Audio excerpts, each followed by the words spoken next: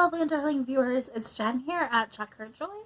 This time I'm reviewing Rocko's Modern Life comics from Kaboom Comics. This has writing by Ryan Ferrier with art by Ian McGinty, Fred C.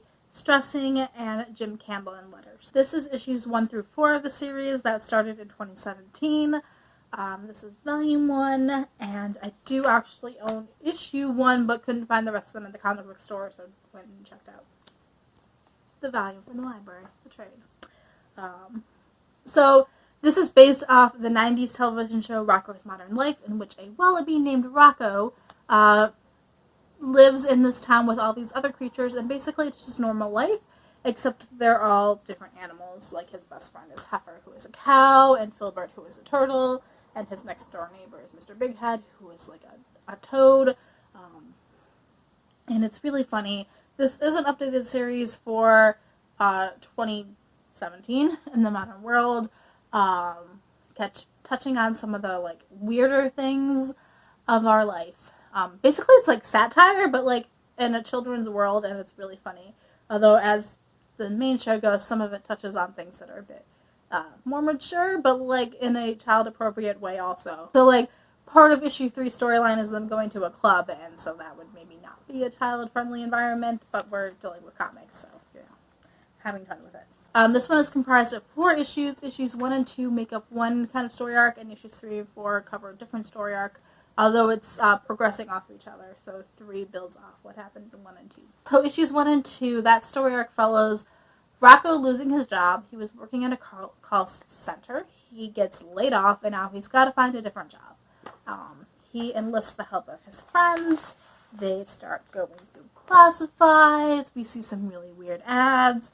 Rocko tries going on some job interviews, getting a few jobs that don't quite work out for him, and it's pretty humorous. It's got a light tone to it, but ultimately Rocko ends up needing to get a roommate in Chalmers the Beaver here. He was just like a total party animal. He comes in, completely takes over the house. He's paying half the rent, but he's just like the whole house. He's got running around in it. He's like building slides. He's completely changing the layout. He's throwing parties and completely trashing the stuff. He's throwing parties till really early in the morning, the night before Rocko has a job interview. Like, this is the roommate from hell, basically. Especially if you're Rocko and you kind of like your space and your time alone and apart from everybody. Chalmers is a bit of a nightmare for him. So the main, so there is a huge conflict in this, and Rocko trying to find another job so we can get rid of Chalmers and not need a roommate. In issue 2, Rocko receives a job offer to come work in hell, or heck as it's called in here. So he has a mysterious guy shows up, gives him a job offer. It sounds good, except you're working in hell. And, you know, some of the things that they have to do down there are a bit creepy and weird. I don't know which page shows hell better, but there we go. So Rocko has signed this contract away. He wants to quit, but you can't just quit working in hell. So basically he has to figure out how to get fired so he can get out of that contract. Getting to see all the crazy stuff that happens and all the demons and all the hellish stuff I thought was amusing and light, and it's fun, but it's definitely not a job that I would want to have found myself in. 3 and 4 see Rocko with a better job working in a car wash, but mostly this follows Mr. Big Head as his wife has left, and he's absolutely distraught. He can't find her. He thinks she's run off with somebody and is cheating on him. All her stuff is gone. Like, she took a bunch of her clothes. Like, it does not look like she's coming back, and he is just losing it. And so Rocko and his friends try to make Mr. Big Head feel better, even though he's kind of a jerk and not the greatest neighbor.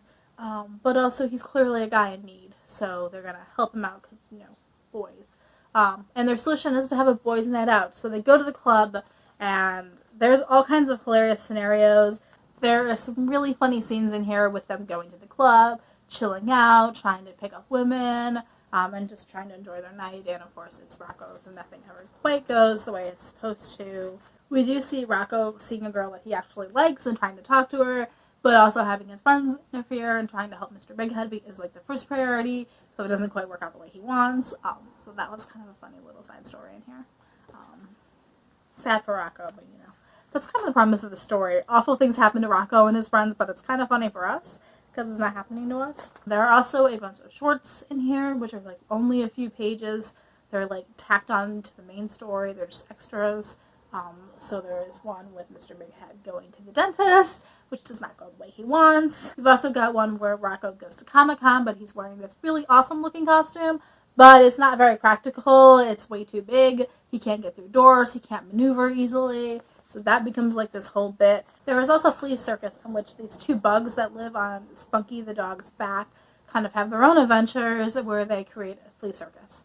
Actually, I thought these two were supposed to be fleas, so now I'm really confused about what they are. I guess a ringworm and something else? I don't know what Bloaty and Squirmy are, honestly, but they had their own story. And then there's also Heifer's Sick Day, in which Heifer gets sick, and his grandfather, the wolf, tries to heal him using homeopathic, like home remedies, old wives' tales type stuff. And it doesn't quite work, and Heifer starts hallucinating, which is kind of hilarious. There are also some alternate covers in the trade paperback. I don't really like this, like, the portrait style doesn't look as cool to me as, like, the comic book stuff. But if that's your thing, they're in here. And that's pretty much it for Rocko's Modern Life Volume 1. So, let me know in the comments below if you have read the Rocko's Modern Life comics. I've read this, and I've also read and reviewed Rocko's Modern Afterlife, which is a zombie story set in Rocko's world. I'll post a link to that one down in the description below. Let me know if you've read either of these. Are there any other really good comics out there? I know there's supposed to be like a Rugrats one that I haven't read. Is that worth checking out? So, peace out. I love you guys, and keep reading. Bye.